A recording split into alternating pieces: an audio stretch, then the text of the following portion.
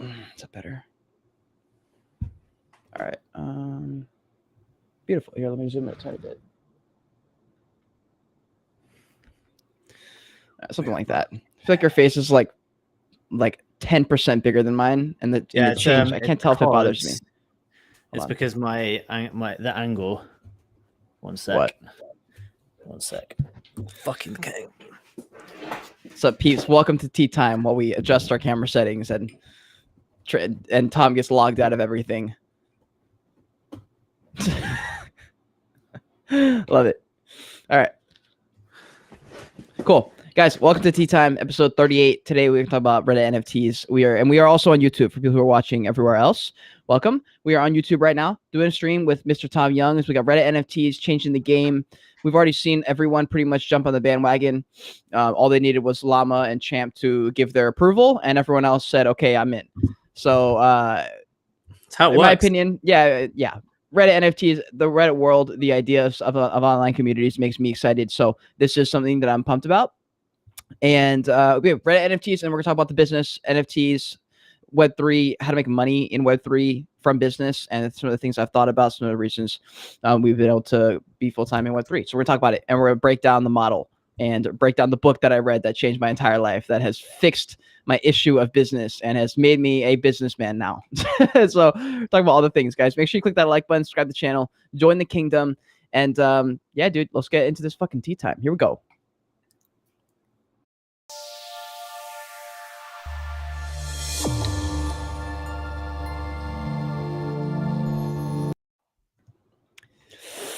Hey, bruh. Here we go. Hey, I'm gonna pull it up. bruh. And boom. All right. So real quick, just a little catch up on YouTube, on the YouTube game since our last stream. What have we had? We've had, oh wait, that was 2 weeks ago actually for the last YouTube tea time. So yeah. I also do tea time on Twitter every other week, guys, on Twitter Spaces with Devin, and that's actually pretty fun. I don't love Twitter Spaces, but it's all right. You know, like I'll take it, whatever. So we have the Renga thing happening. So Renga, I haven't even heard about them since I literally posted that video. And then I made a couple of fun videos and related to the metaverse, some like different jobs and different funny things I reacted to videos. I made a video on Elrond. I made we had the podcast with Champ. That was really fun. And then we had X2Y2's head of business development on a few days after that. I launched the membership thing for YouTube. I interviewed Minnie. That was from you, Tom. I saw her podcast with you, and I was like, she sounds dope. I want to talk to her, too. How the fuck did I miss that? I don't know how you missed it. Look at that thumbnail, too. It's not good. What, 4 days ago? Yeah. I know how I missed that, but that's not the point. It's a great episode. I need to go and watch that later tonight, then. That, man. Mate, dude, yeah, thumbnail, you look hot. And Minnie, she looks all right, but you look hot. Let's get it, baby. Yeah, no, I got this guy. He messaged me out of nowhere. He emails me. He goes, "Hey, man, I'll do thumbnails for you." And I was like, about to delete the email, and then I scrolled down just a little bit, saw the attachments, and I was like, all right, let me try it out. And he made me one. And the first one I think he made was, which one? The first one must have been this one, I guess, because the first one I noticed with yeah. So I guess the one with Champ was, oh yeah, because I wanted to make a good one for Champ, because like that's a big podcast. And so he made that one, and I was like, oh shit, I am not making good thumbnails. What the fuck? What have I been doing? It's like when you know. But I made this one. This is me, and Looks this sick. is me. This is a good one. This is a great video. I had a lot of good feedback on this one, like what I learned working with Uberverse for 6 months, and some of the things I thought they could work on, and why things went wrong, why we split. I thought that was a great video. So really excited with that one. I also made this one. I was stoked about this one. The Uberverse. I like tilted our heads this way and this way, so we could fit more of our faces in it. And I was proud of myself. So that's what's happening Leveling in the up. Kingdom. Leveling up. All right. Has anything happened with Unorthodox that we should pull up on the big screen real quick before we get into it? I mean, it's been a fucking busy time at Unorthodox. I'll tell you that for free. Is it a lot of back end stuff, or is it like front end things? I mean, it's fucking everything, bro. Yeah. So this time last week, myself, Liam, and Mark had nothing planned for the weekend. We were going to have nice, like, just chilled out weekends at home. Mm-hmm. And by the end of Wednesday, Liam was basically booked on a flight to go out to Malibu, to LA, with all of our friends. Oh yeah, they went to the that event, the Cafu thing. They went to the Rafi. Rafi Lounge. Yeah, I didn't know Rafi they Lounge. followed me, and I was like, "Fuck me!" Like I must have just missed it because I feel like I maybe could have gotten in on that, and I just didn't know they followed me. I was like, "Fuck." Yeah, dude. Yeah, same. Well, I didn't get an invite either. But shout out to the guys because it looked like they had a fucking sick time. I know. Yeah. Shout out for the invite. Thanks, guys. Shout out for the invite. But I know they had a sick time. I know Brett, Zerk, Bento, Rice Cake, Amir. Everybody was there, dude. Everyone was there. I don't know. I can't remember. Gavin was there. Mm-hmm. He was looking good, bro. Of course, Gavin always looks good. He looked good. Crypto.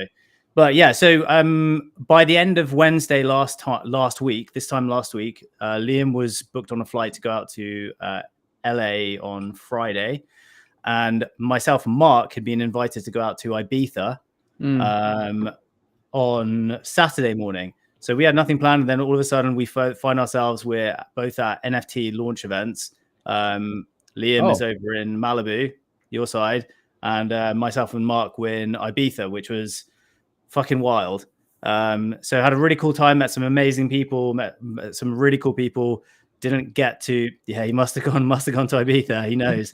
I think it's, to be honest, I think it's actually the white balance on my camera is fucked. But yeah, I think I got a little bit of tan. So yeah, had an amazing time. Of course, Andres was out there as well.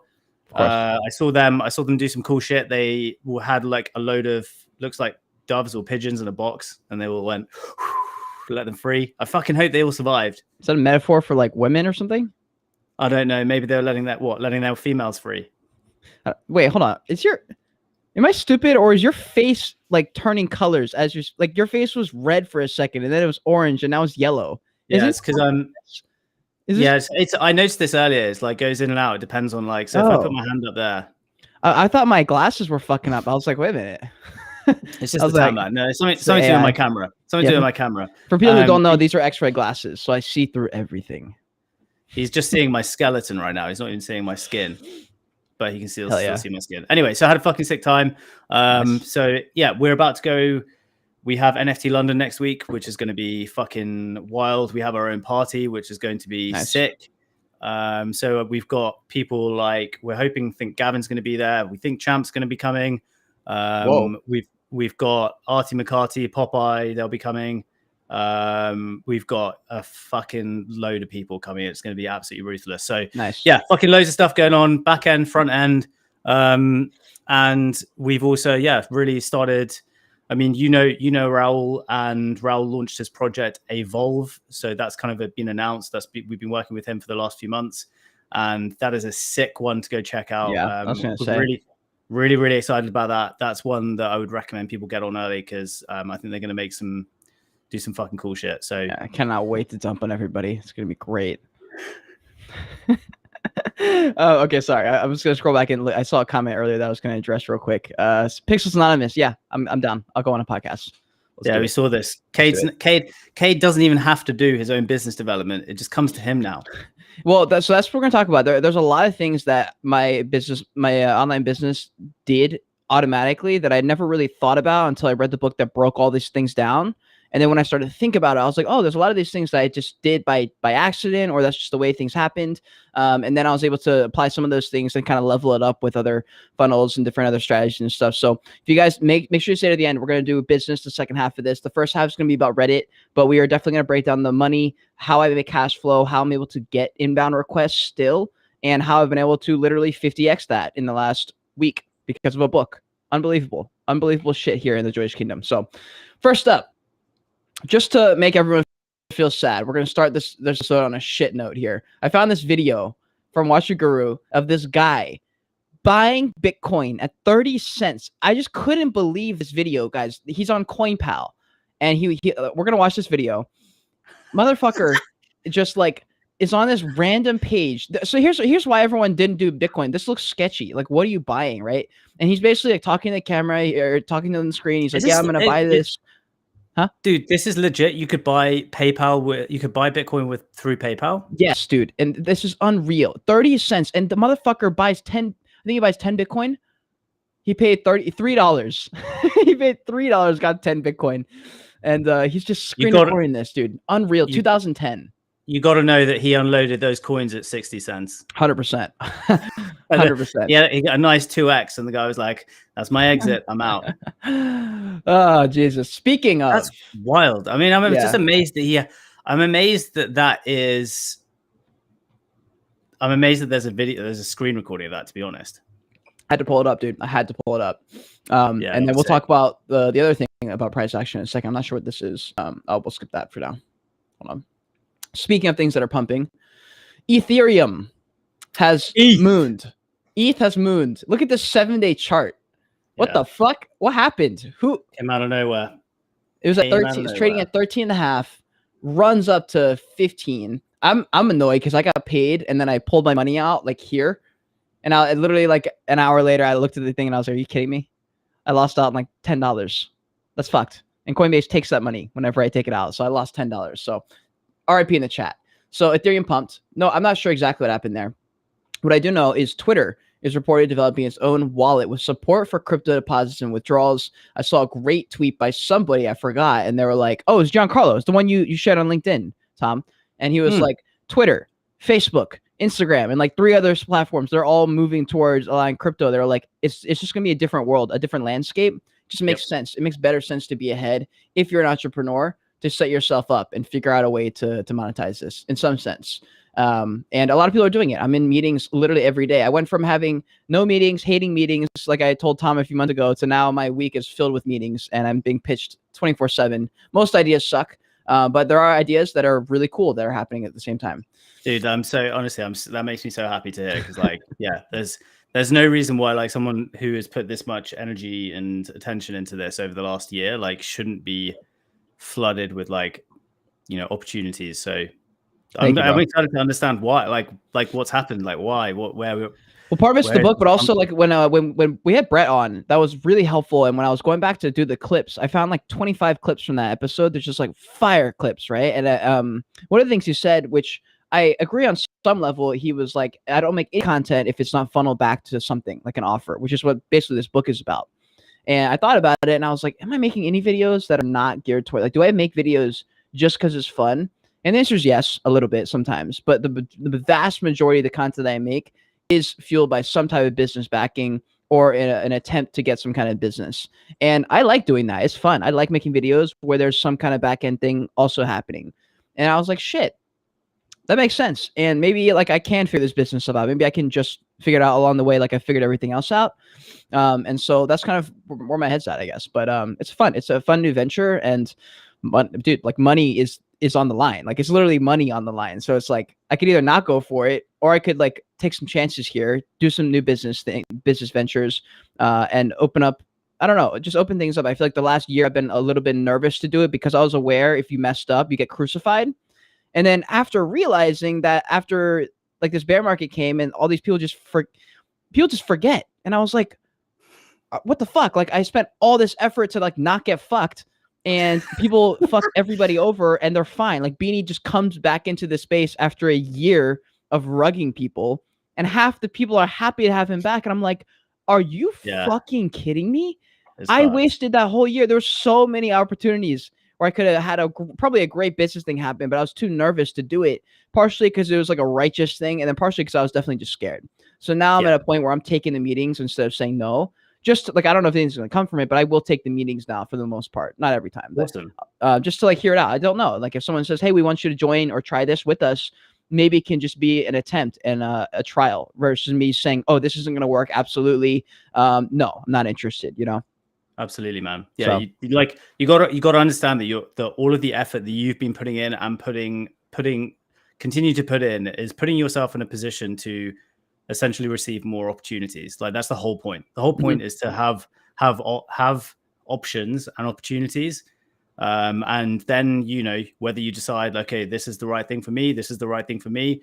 I mean, we've spoken a little bit about it before when it comes to decision making. Like what I always defer to is my gut instinct. So genuinely, like what I literally just like, what does my gut feel like? Is it excited about this, or is it like nah, there's just something, this doesn't feel right? Yeah, always go with that. And that's my decision maker. And it to be honest, like it hasn't really failed me. Like you just got to trust your instinct. Yeah, I agree. All right, and then we're gonna move on a little bit, and we're gonna hit into this Reddit stuff, bruh. So real quick, just doing overview things. So OpenSea, I mean, I was about to say just ahead, but like far ahead of any of the other marketplaces. On the 7-day, at least 63 million for OpenSea, 14 million for X2Y2. Again, I did the podcast with X2Y2 a few days ago. If you guys want to check that out, hoping to do more content with or about them. I did film a couple of videos about X2Y2. And then Magic Eden's fallen behind, just some bad press recently, down 40% in the last 7 days. So that's a lot, bruh. And then this is crazy, dude. The CryptoPunks marketplace on its own does 5 million a week. That's crazy. I mean, it's probably like half wash trading, but it's still pretty crazy. Yeah, okay. For sure. Top collections, last 7 days, Punks, Bored Apes, Other D, of course, these top 5. And then we get these Reddit NFTs that people are talking about. So we also have this one, the Nyolings. I was seeing people excited about the 3D animation. Azuki had some kind of big thing happen. I don't even know what it was. Some kind of claim for a skateboard that was really expensive is all I heard. I don't give a shit. It doesn't really affect me. And I think it's just another, like I saw a bunch of FUD and people like yelling about it. And I was just like, but yeah, Reddit NFTs are the name of the game right now. So real quick, let's give NFT Nate that credit. Shout out NFT Nate for talking about it 2 months ago when I didn't even take it seriously. I watched the video and said, that's cool. And then I was like, all right. And then I went back to whatever I was doing and I took an L. Yeah. I mean, this is why, like, I mean, everyone who has had the chance to like speak to Nate or spend time with Nate or do anything is like, everyone is just like, the dude is like an oracle. The guy is an oracle. So he also spoke to me. It must have been close to nearly 4 months ago, telling me to get into Cardano NFTs as well. Really? And that he was planning to do a lot of it, because he was like, look, if you for whatever reason, like if you're there early and you are the person that holds like the Bored Ape of Cardano, that's fucking sick. It's like what happened with Solana. Like, yeah, dude. I mean, that's literally what I did with Elrond. I didn't know which blockchain would blow up, but I just decided to branch into other blockchains. And I looked at Cardano NFTs too. I just didn't like any of the art. Like I'm so big on art, and I just can't collect something if it sucks. And I just didn't like any of the Cardano art. I went to Elrond, and I thought the exact same thing as Nate. Pick up one of the top 5 collections. You have to. And I think it's way smarter. It's way more. I don't know. Like if you're gonna pick anything anyway, like you might as well get a good one. So I agree with him. I just didn't like the Cardano ones. Didn't like Tezos. Didn't like whatever the fuck else. And we're going to talk about other blockchains because the Reddit NFTs are run on a different blockchain. They are run on Polygon, which everybody hates. So that's a problem for us degens because we already hate it. The Reddit people don't know any better. So this is all they know. They don't have a problem with it. For us, to get this Polygon, you have to go here in your wallet and you have to do this whole bridge and so much fucking bullshit. It takes forever. Half the time your money gets locked up. I had $1,000 sitting in there for like 6 months. And then it didn't even, I think it's still in there. Like it doesn't even work. But either way, people are buying these NFTs. A lot of them were airdrops or free if you just had enough karma to claim them. Look at this, dude. 0.38 ETH floor. 1.3 ETH floor for these ones. They're all the same too, which boggles my mind. Like for me, I just can't. Spooky season. 0.15. I guess that's not so bad. And they're all just PFP avatars. And the Reddit community is going wild. They love it. And what's even better is they don't give a fuck who you are. Champ got absolutely roasted. I thought this was the one where he was getting roasted. I guess not. People on Reddit also like NFTs. They like the idea of it now that they understand a little bit more. And they say, this is one example. Pink Glue says, I don't hate NFTs, but I don't love them either. So never pursued one before. Year ago, considered buying an NFT for my favorite National Hockey League team, but found it complicated with OpenSea. Didn't really see the value and where I would use it. I've been a crypto investor, so this account I already had them set up. The Reddit avatars changed all that for me. I saw an instant use case for them as they're fun with their free avatars in the past. These Gen 1s were so much better. Reddit made it easier by letting me buy within the app with a credit card. That's huge. I was then able to ease into MetaMask and OpenSea at my own pace and start buying and selling. Instructions in the subreddit are very thorough and vetted, so it felt safe. Now I feel like a pro. Community here is a real chef's kiss. That's lit. That's hella lit, bruh. And then Champ also posted a clip of him just getting ripped apart. Like people don't care who he is. They were like making fun of his mutant ape and like talking shit to him. It's so funny. Here it is. It says I'm getting cooked. Oh, he pinned the tweet, dude. Champ is all in on Reddit NFTs. Like he's a big fan of this. And I happen to agree with him. So it says, welcome, Champ. You're part of that Goblin project. Yeah. He says, Goblin Town. No, but that was a moment. No, Goblin is nuts. Goblin is nuts. Wrecked. Fucking Wrecked. Roasted. So mate. funny. Fucking Reddit is ruthless. Bro, I know Champ like that because he probably is honestly tired of people sucking his dick all the time. Oh, dude, that was outstanding. I think this set a fucking fire under his ass. I think he literally was like, "Oh shit." Yeah. I think he's like fired up from this. So I'm excited because that's a good thing for me. I already was fired up about it, but I don't understand Reddit. So I'm glad he's making a video on it and doing some things. I'm glad people are making threads on it because I don't get Reddit exactly. I didn't grow up on Reddit. So of course I made my own subreddit. I'm not going to just start posting on other people's stuff. Like we have to make our own. So we made the Joyous Kingdom one. I don't know what I'm doing and I don't know what to post. I don't know what does well and what isn't. What you're supposed to post, like, is it like LinkedIn? Is like, do I post my thoughts? Do I pull? You know what I mean? So like, I don't understand Reddit yet. I have a call with someone next week who's going to explain Reddit for me, which will help. Do you have any thoughts on it before we get into this thread, Tom? I mean, so I have a theory. So like, I was just on this call with just before this. I was on a call with Liam, and both myself and Liam were like, I fucking hate Reddit. And really, Liam hates Reddit. I would have thought he loved it. Nah. So here's my theory. This is common. This is super common. We are visual people. Like Reddit is Reddit. It's literally you're reading. That is not what we do. We are audio visual people. That's why we make YouTube videos. That's why we make content on like video predominantly. There's a lot of people who they prefer to soak up information through reading and like threads. And it's completely different. I mean, I used to be on message boards back in the day when I was a dentist. I used to be part of these message boards. That's all the same. Basically, before social media, that was how people conversed. So it was like literally as simple as someone would post a comment or a question, and then it's just one done. It's just like comments. It's basically comments. That's all it is. But it can get very sub-niched very quickly. Yeah, and it can get pretty Goblin Town pretty quickly. So yeah, I'm yeah. Do you like do you know KSI from the UK? Yeah. So KSI is like famous for his Reddit, right? Like people just make fun of him. It's like a thing. And really? I was like, that's a future I could see. That's in the sense of like online community. People can get behind you, have memes, jokes, whatever. And for me, it makes sense. I'm like, if I'm gonna be at a Joe Rogan level, that kind of page will be like necessary and probably wanted at that point when I have attention like that.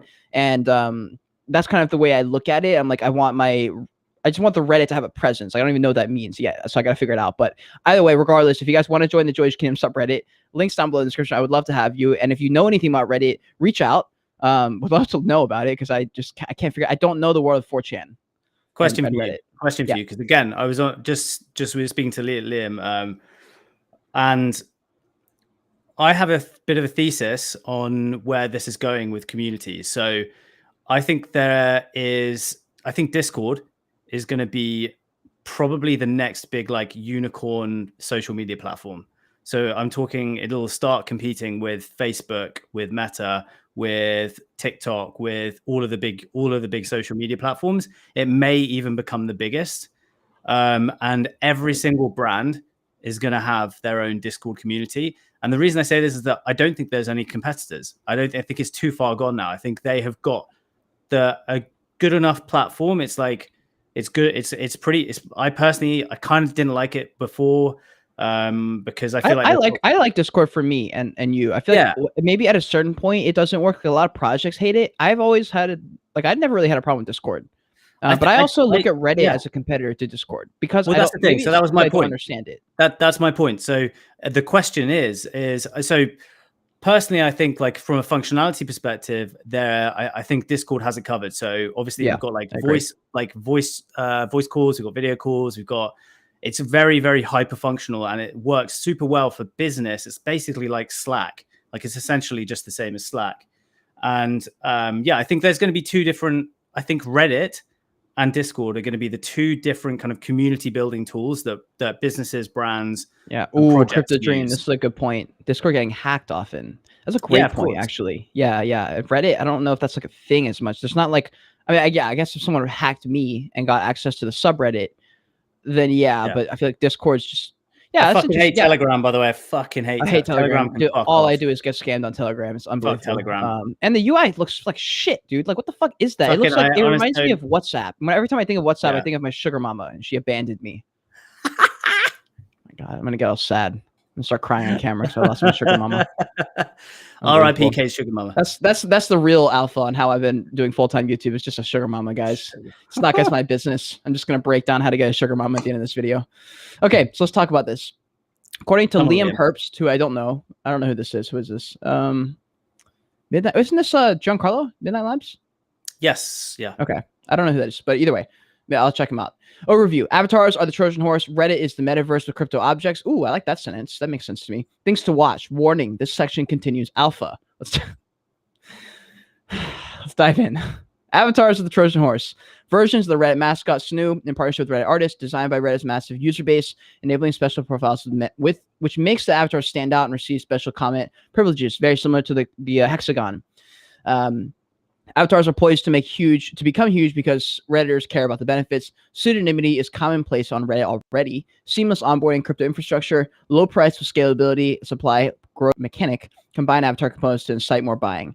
I do think, like, I don't know enough about Reddit as far as like what exactly to post, but the idea of online communities is what got me excited, because I haven't been able to explain it in a way that makes sense. When people ask me like what I'm here for, what I'm excited about in NFTs, it is the metaverse, because I look into like way into the future of like a Ready Player One level of a digital world. And in that, I just know that digital communities are going to thrive. Like, you're going to want to be part of community. Like, there's communities that I want to be a part of and roll around, just like right now we have in Discord.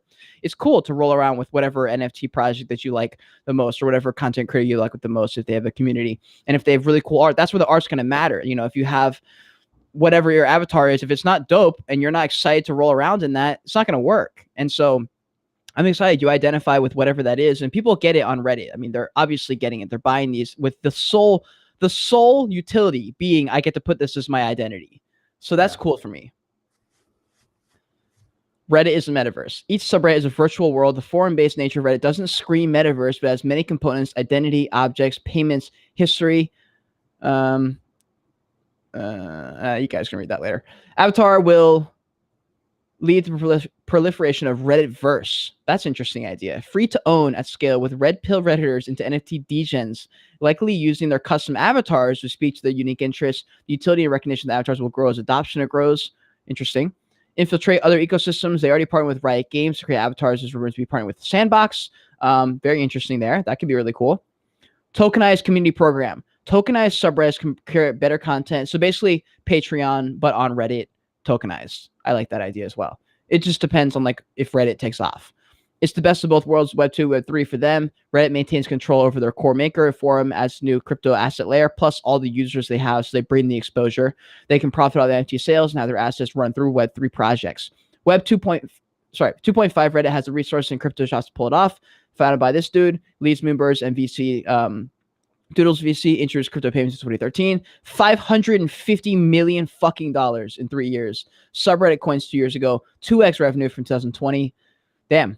I'm starting to get more and more bullish as I go down this thread, dude. What do you think so far? I thought Reddit was huge fucking 10 years ago, let alone like now. I mean, it's still, I to be honest, I just know Reddit is just, obviously it's a thing for some people. Like for me, I've been in forums before, but I just can't see myself doing it again. Like, especially with Discord, because it's just essentially the same thing. It's just different UI, but it's the same thing. You have threads, you have channels. It's like the same shit. But yeah, true. What you like, right? Mm-hmm. How you can capitalize. Some examples: art quality, art reputation, meme. All right, I don't really understand this one. Low priced 1 out of 100 Gen 1 avatars. So we're seeing like the total like climax. We're seeing the nut of low supply collections. This is literally what happened. We've been seeing lower and lower supply collections, literally getting lower and lower until we're at a point now where Reddit drops these 1 out of 100 Gen 1 avatars to claim. There will only ever be 36,000 of these, and some are still under $100 still. That's actually wild. There are still some under $100. That's interesting to me. I'm going to save this actually. Wow, I did not know that. So I'll be checking those out. Let's see what else. NFT Twitter has become more saturated with thread doors, and the vibe on Reddit is becoming more NFT friendly. Interesting. Yeah. All right. So here's closing thoughts. Reddit avatars 100x because people weren't expecting them to 100x. The next Bored Ape Yacht Club will not look like the last Bored Ape Yacht Club. The best opportunities are ones with immense potential but aren't in the zeitgeist yet. So, okay, that was a lot. Yeah, no, I like Reddit. I think Reddit makes sense to me. And the opportunity, I'm not sure what the opportunities there would be as far as first movers. I mean, first movers advantage. Yeah, I guess so. But we've also seen that like not prove to be as important. Like we've seen random people pop off. Like we saw Alex Schillen Villain. That dude has been popping off because he just does these hilarious, I guess, Twitter spaces about degenerate bullshit for hours and hours and hours all day long. I don't know how they're making money. I don't know how they're doing any of it. They keep saying they're not making money, but I'm like, what? There's no way you're not getting sponsors for these like Twitter spaces. Fuckloads. I mean, we have some inside info on that. Because like there's random people being brought up to the stage. I'm like, yeah, but why are they on stage? Like they definitely had to pay to be up here. Yeah. And I've been part of those. Like I've been paid to lead or host a Twitter space before. They can be quite lucrative. I don't even have a lot of followers and I got paid a lot of money. So I know like these guys have got, if I made the amount I made, then they definitely made minimum like $5,000 per like thing. It's got to be. So because they've got 80K or 100K or something, and there's 1,000 people tuning in. So like guaranteed 1,000 people will hear it right when you're speaking. It's live and they're going to hear it. So, and they have a direct way to get to your Twitter because it's right there. They can just click on your thing. So it's really interesting to me. Yeah. What I think about this is that I think people have got to remember about, okay, well, what is Reddit? Reddit is one of the biggest social networks on planet Earth. It is still though very unique. So I think a lot of people are like, this fucking happens when, like when Meta said that they're going to do NFTs for Instagram, when Twitter said they're going to be doing the Twitter profile pics. Everyone's like, this is it. This is it. Well, guess what? There is not another platform like Reddit on Earth where there is that many users. They have very specific behaviors that's not going to roll out on another platform. That's not going to happen. People aren't going to fucking all of a sudden have like Instagram Meta avatars. Even though Zuck wants that, that's not happening. I made the like character that you can make your PFP now on Instagram. Looks like shit. I hate it. I literally hated it so much. I was like, wow, this is painful. It's probably because I did a terrible job designing it, but I hate it. Where do you do it, by the way? Because I'll write on Instagram. You can just click profile picture and you can just design your own avatar. The fuck? Where's my phone? Fuck. Okay, we won't do this live, but we'll do it later on when I'm in bed naked. Oh yeah, see what of course. I come up with. Yeah. No, it was all right. 01 OG Bud on TikTok, dude. Why do you think I'm streaming this on TikTok? The goal is for you to go to YouTube. It's not for you to stay here on the TikTok. Absolute douchebag. Come on, man. Come on, man. Use your head, man. Come on, man. You're supposed to. That's why I titled it a YouTube live stream, bro. What are you talking about? All right. Reddit rookie here. Just signed up yesterday. Hell yeah, Evergreen. Yeah, I saw you. I appreciate you, dude. And Crypto Dream says, do you think Reddit's at an all-time high with all these YouTubers talking about it? That's a really interesting take right there. Say that again. Is it Reddit? Have we hit the all-time high for Reddit because all these YouTubers are talking about it? It's the only way now down because now people are expecting it. Like, was the reason it blew up because people didn't expect it and now it is? And now we're just going to fast forward to the next part, which is like everyone's shooting for scraps again. No, to answer that question, I need to understand like the Reddit growth curve. From everything that you read about 5 minutes ago, it's continuing to rise and rise and rise, independent of this NFT shit. So short term, anything could happen, but I think it probably is just getting started. There's enough people on Reddit who missed out in the first one that are going to be looking to get the next big one. I think we will still see some projects. It's not going to be every project though. Like we pulled up those other top 100 projects, whatever. There's some that are under $100 that will not do anything, and then there will be some that you buy for $100 and flip tomorrow for $2,000. If you want to gamble on that, be my guest. Don't, but be my guest. Financial advice. I always lose money. I always make money and then I lose all of it. Like I did the same thing with Dogecoin, the same thing with Top G Coin, did it with NPC Coin. No, I thought you made a bit of a bag on Top G Coin. Oh, I made a ton of money, but then I lost all of it. Did you? I thought you got out. I thought you got out a little bit. So I pulled out my initial investment and then I put all the profits back in. And then I pulled it all out before I lost it. But then I took all those profits, put that into NPC Coin. NPC Coin crashed 80%. Fuck yeah. That's how we do it, baby. That's how we go. OE says, I just bought 6 yesterday. Flip more, go home. Yeah, I mean, everyone is, if you're buying these fuckers, if you're buying these things. The ones that are trending is the bad idea, I think. Yeah, it's I just think if you're buying this week, you're buying the top. Like Yeah, you're just getting probably. you are exit liquidity right now, and you needed to get in like fucking months ago. If you just get in early, right? Like this is exit liquidity time. Yep. All right. So now let's move into some business stuff. You ready for this, Tom? Yeah, baby. Oh yeah. Okay. Lightweight, So baby. Yep. so I read this book. Well, I'm still reading it. I'm like probably 2/3 of the way through. People who don't know, you should read it. Shout out Brett. .com Secrets. Russell Brunson. So this is one of the kind of like books that gets flung around by. This is the Becker, Alex Becker generation. This is the what was that I can guy that see why. If I'd read this book 5 years ago, I'd be rich. No joke. Exactly. It's so the Sam unreal. Ovens, Alex Hormozy, all of these guys came off the back of Russell Brunson, and yeah, like teach us, Bro, well, one is it hurts me reading this book because I'm just getting flashbacks of me watching TV when I was a kid, seeing these infomercials, saying, God, that's so corny, and then not realizing they are converting so many fucking buyers is unbelievable. And then thinking about the fact that gas stations have these candies on the way out to make you just upsell. And every time they go to your website, if you're paying for ads, they're $3 and now they're $10. You got to figure out a way to upsell on the way out. So you don't have to change the offer and they'll just keep buying your stuff. You don't have to change anything. And there's so many little tips and tricks and funnels and sales. And there's just really easy ways to sell things that if you just put in a little bit of effort into structuring your offer, like for example, I have probably five to 10 that I keep, five to 10 people or companies that will pitch me on stuff throughout the week. 9 out of 10 of them don't understand anything about anything as far as like trying to construct an offer that's going to be appealing to me. Within 3 minutes, I'm sitting there going like, wow, you've lost me already. Like by far, like probably within 30 seconds, they've lost me. And it's because they like didn't structure the offer in a way where I'm like drooling. Like I've got to be drooling and being like, oh fuck, I need that.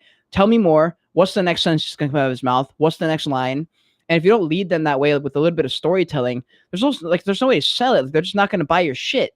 And so I changed the way I started wording things and offering the same thing I was offering.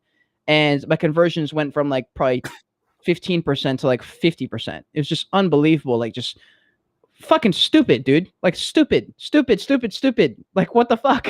It's making no sense. I can't believe it. So I'm going to show you, we'll walk through our websites. Your website's way different than mine. Way more legit. I guess is probably a good way to put it. No, so interesting. But like today, we pressed the green button on a complete full redesign. So that was our website. Our existing website is where I'm guessing you're talking about Unorthodox. Yeah. So yes, this was Liam made this in maybe 2 hours. It's clean. It looks clean. Yeah, it was a placeholder. It was just for stuff so that we could have you could send a link to people. But yeah, we're going through Bro, you need a headshot. That's better than this. What is this? Yeah, no, I know exactly. But exactly, we didn't put any thought to this. Like Liam was just okay.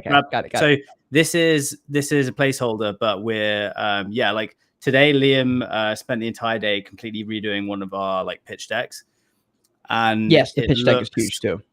It looks unbelievable. It looks fucking unreal. So we're super lucky that we've got like Liam and his skill set on board. Like he's I was gonna say he's gonna be super helpful. So helpful because yeah, I mean he's literally a guy that's done, when it comes to design work, he's basically done everything.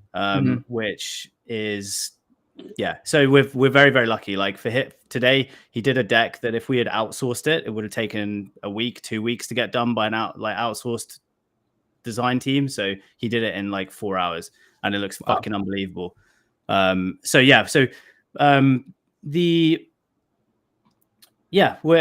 like, do you want to talk us through your website? Yeah, I was gonna say we could either do that or we could look at your website and talk about things that in your opinion should or it is being changed and why. Which one do you want to do first?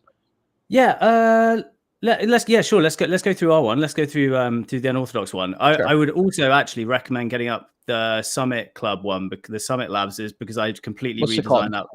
Summit-labs.xyz. Cool. So I completely redesigned this last week, and it is. I can kind of walk you through because I've also got a background in like website user experience, so I kind of have a little bit of an understanding about how things work. But yeah, like so let's go through unorthodox first. What I'll do is after I've kind of got a list of, I've been kind of making a list of what I think are really good websites. So websites in Web3 have a very, very high, like there's some high level websites. There's some people that have put a lot of effort and energy into websites. So one of the most simple things is that, like for me, when we're trying to sell experiences, Web3 experiences, what our website, and this is in my opinion, and this is for myself and the team to talk about, the website from when you land on it, it needs to be, in my opinion, it needs to have like that oh fuck factor, like like oh fuck, this is different, this looks cool, this looks professional, this is making me wonder what the fuck this is about. Like, what is it? I'll send you this list of all these websites because I think it would be interesting for you to see them as well, because there are some seriously cool ones. One thing that I've noticed on a lot of Web3 sites, there is a functionality where and this wasn't capable like in web design even a couple of years ago, but Yuga Labs has this. If you track the cursor across the screen, it does something. So Yuga Labs is probably a good example. I don't know if you want to bring that up quickly. YugaLabs.com or BoardApes.com? It's the Yuga Labs. I don't know if it's .com, but it might be XYZ or something. But let's Google. But a lot of websites have this, and they also have it on mobile as well, that's quite cool. And so it tracks it, and you can kind of use those the information. You're saying? No. So there's a few different. There's some really interesting examples of this. But for me, as a website designer who kind of focused on like website design a few years ago, this kind of stuff wasn't available. But like, as you'll see that it tracks your cursor as you move it across the screen. It kind of like does like, oh shit, it's sexy, isn't it? Yeah. So dude, if I was on drugs, this would be lit. Dude, I know. So there's like I said, I'll send you the list of other ones. But dude, they have this on mobile as well, so it works on their mobile version, like seamlessly. Oh God, I'm about to buy a mutant ape just because of that. But dude, so this is an example of me saying this is the oh fuck factor.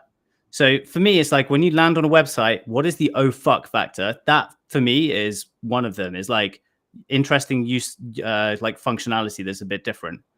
Yeah, very interesting. So Yugaverse, in my opinion, have an amazing website, like a fucking clean, not loads of information, big writing, so it's easy to read. Yeah, and plus it depends on what you're trying to sell. Like for me, I have certain services I'm selling, so my website's going to look a bit different, but this is clean as fuck. It's clean. It's very different. Like Yuga Labs don't need to sell anything. They just need to be this is what we've done. For unorthodox, we've got a little bit of both because we obviously do have services. So this is to kind of, there's a lot, we've got to do a lot of scoping for this. But at the very least, like you need to be able to demonstrate kind of what you do at a broad level. I think there's ways we can do this, which I don't know, which can look like kind of cleaner, slicker, but also what's most important is ties it into case studies. So for agency type businesses, case studies are really important. Tech businesses as well, that people want to see case studies of like success cases. Yeah. So that's let me just send you one more because this one is a really, really good example in my opinion. I found this like 2 days ago. I'm going to send it to you in the chat so you can just click it. But yeah, ours, we're going to be going through a full redesign. It's going to take probably about 6 weeks or so. Nice. We'll have to go through a full design brief process, but that's the positive of having Liam in the team, but Liam will not be the one making it in this case. Yeah. So for the one there, that's a template. But very cool. What would you, so like first thoughts, like what would you change about the front page? And what is your goal? What is your goal? Is your goal to get them into that console call? Is your goal to immediately get an offer, like for them to make an offer? Like what's your goal? My goal is to have a fuck you moment like the Yuga Labs website. Got you.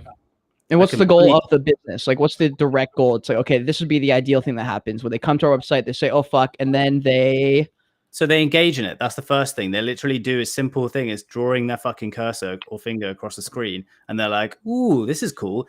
What that then does, that gets them playing with the site, whether it's on their phone, on their laptop, and then that's where I'm going to send this to you now. This is a really good example. So this will probably be a better explanation than me trying to send the fucking link. I'm trying to send it to you. What the fuck are you doing? Oh, sorry. I can't talk. I can't. All right, I got it. So this actually was a pumping project on OpenSea the other day. Okay. But Figma Labs is not popping up. FigmaLabs.com. Oh, was that not the right? It's just the site can't be reached. Oh shit! Let me have a look on.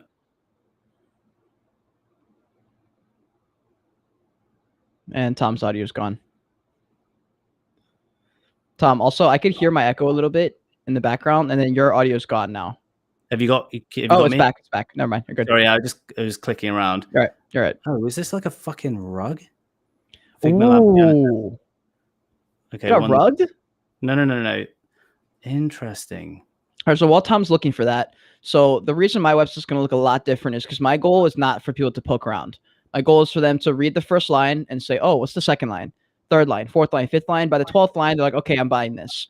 And then they say, "Okay, what can I buy? Which one can I buy?" And then I hit them with the list of multiple options of collaboration. And then they pick one. And then I have another funnel inside of that funnel where they read and they go through it. And then they say, "Okay, I'm ready for this." Then they send me an email. I already have like a copy and pasted email that they can literally copy it, fill in the blanks with their name, their website, the socials. Here's what I want to do. How much does it cost? Send your ETH address. So it speed lines everything for me. So by the third email, I've locked them in and they're done. And within like 20 minutes, we've secured the deal. Versus like before, there's all this back and forth. Like, what exactly do you offer? Is it this? Is it that? I'm trying to convince them that it is worth it. And the funnel takes care of all that. So my website looks very different. So ours is simple. Ours is to be completely transparent. Ours is about setting an expectation that if they work with us, they are working with the very, very, very best. That's at least my intent. When I see a cool website like Yuga Labs or some of the other ones that I've looked at, I'm like, those are people that I would be willing to give money to because they know how to do cool shit very, very well. For us, all of our stuff is bespoke. So we do bespoke work for all of our clients. So there's no cookie cutter approach. So we can't have a price list that's like this. We can't have a service list. Everything that we do is based on negotiation and not negotiation. It's based on services that they need, budget that they have. So what our funnel is going to be simple. Get inspired by who we are, like find out a little bit about who we've worked with. So case studies, case studies and success cases of clients that we've launched. And the funnel is booking a call. We have a book a call for a discovery call that will either be with myself or the team, and then we'll go from there. This is kind of, I suppose, a little bit more about what I was talking about, which is like the experiential, trying to find out what stuff is. So if you go back to, here's one thing, just to, like website design. If you go back to the homepage, if you click on the Summit Labs thing on the left. Here's a little bit of like design, UI design and UX design. So you can see at the bottom of when this loads, so the bottom of Cade's screen. So if you go scroll back up, so hold it there. You see how at the bottom, the line that goes across the screen.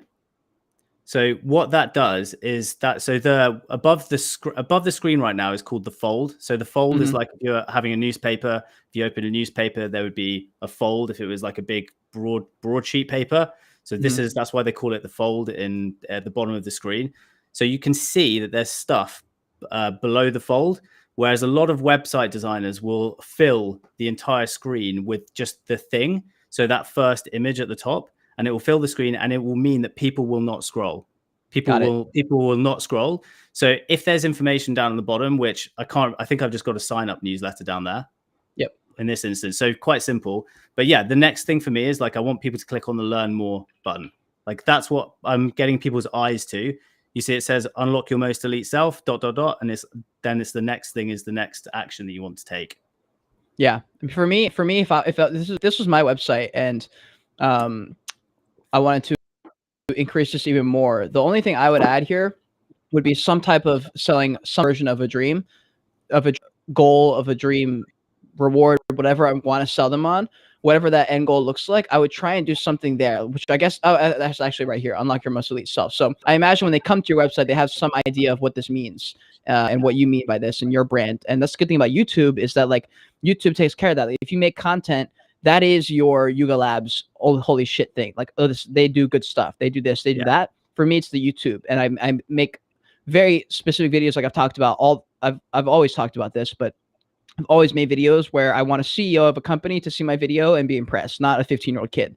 So because of that, when business owners find me and then they email me, it's because I make videos like that. And they're like, okay, this is a guy who can speak, he understands things, and I want to work with this guy. And so that's basically been the way I've been able to get pretty much all my inbound requests is through YouTube. Yeah. And because of that, I have a different type of thing that I offer. I offer, as you guys know, the Brilliance reviews and a couple other things.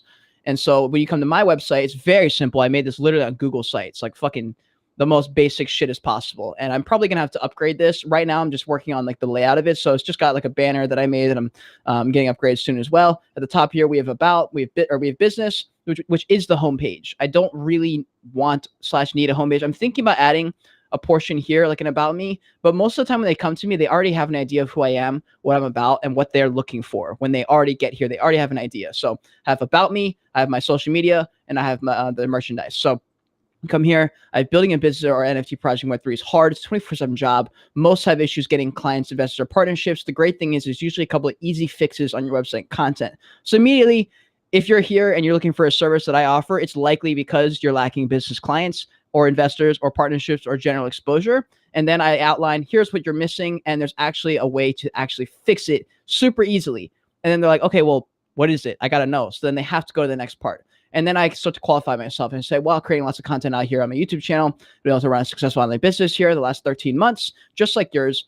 And it's been fun helping these companies and projects out. I spent 6 months working on an NFT project in the brand and marketing, as well as their lead analyst. So I learned the back end of running a project, what that's like. So NFT projects go, okay, he's actually worked on a team.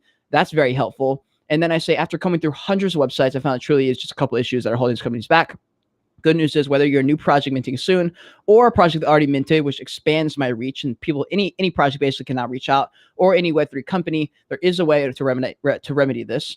Here are my 6 options for collaboration. I'm sure we can find one to benefit you. And at this point, hopefully, if they've got to this point, they're somewhat sold and they're like, okay, I want to do something.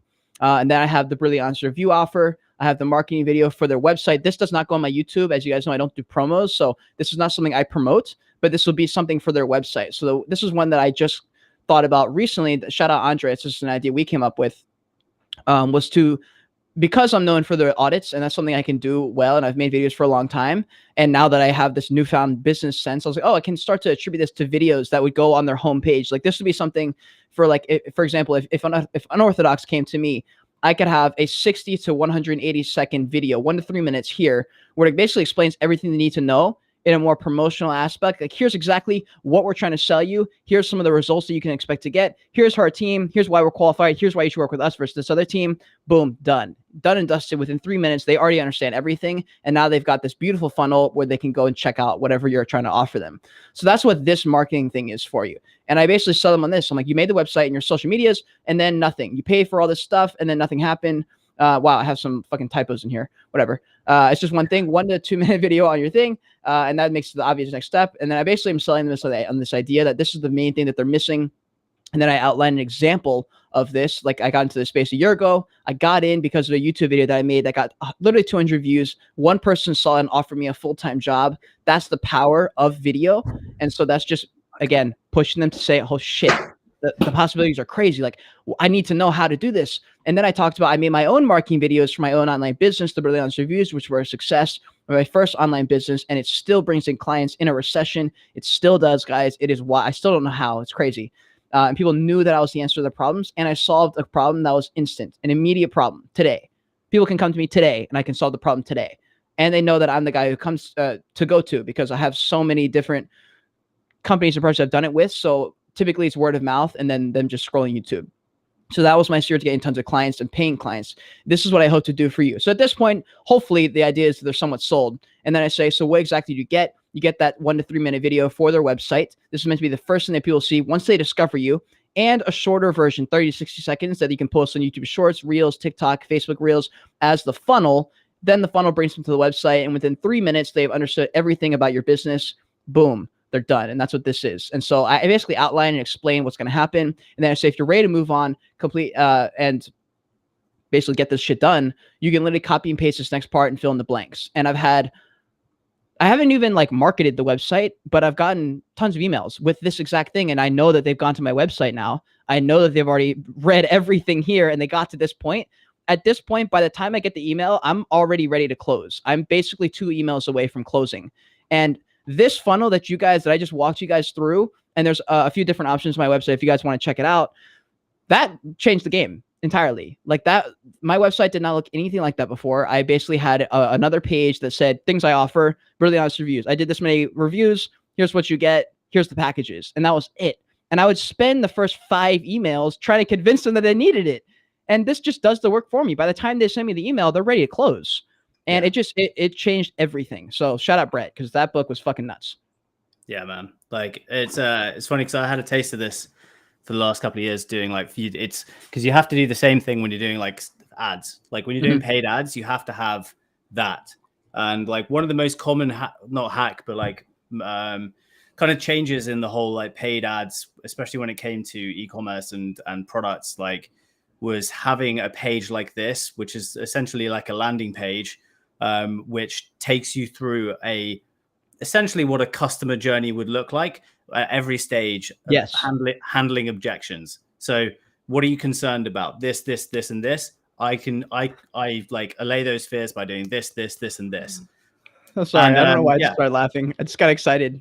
It's like, I feel like you've been waiting for this kind of conversation for me to like get into this world. And now we're talking about like, now I'm geeking out over this shit, dude. Like, welcome to the party, man. Like I'm not going to lie. Like every single day. I mean, a few times a week, I feel like I'm fucking like just being electrified with energy because it's so exciting, the shit that we're doing. And that's why I'm like, I couldn't imagine doing anything else. I couldn't imagine having a job. It's been a year now since I last took a salary, and it sure as fuck hasn't been easy, but it's been just every time I'm like, the stuff that we have lined up, the stuff that we've been doing, getting to do this with you every other week, but every week until now, the people that we've met, the people that are alongside us, everyone else is hustling their fucking ass off too.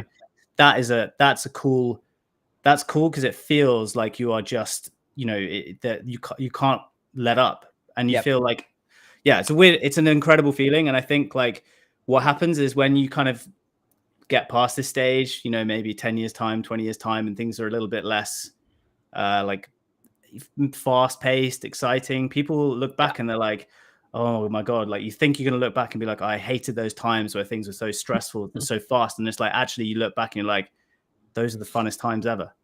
Yeah, honestly, just speaking of the funnest times ever, I can't even tell you like how grateful I am that we went to NFT New York and got to hang out with everybody. Like when you said that there might not be another chance like this, I literally was like, but what about next year? And you were like, I don't know. Like, I don't know if there will be a next year. And I was like, what? No chance, bro. Like everyone's here to stay. People ain't here. Now they're gone. Half our friends have left. Dude, over half my people on TikTok have left. Like my content creators friends that I started this journey with, that I was so excited and supported their NFTs because I was so excited they were going to be here in 5 years. They're gone, dude. They're gone. Like closed their account, gone. Haven't posted in 6 months. And I'm like, dude, wow. it feels good.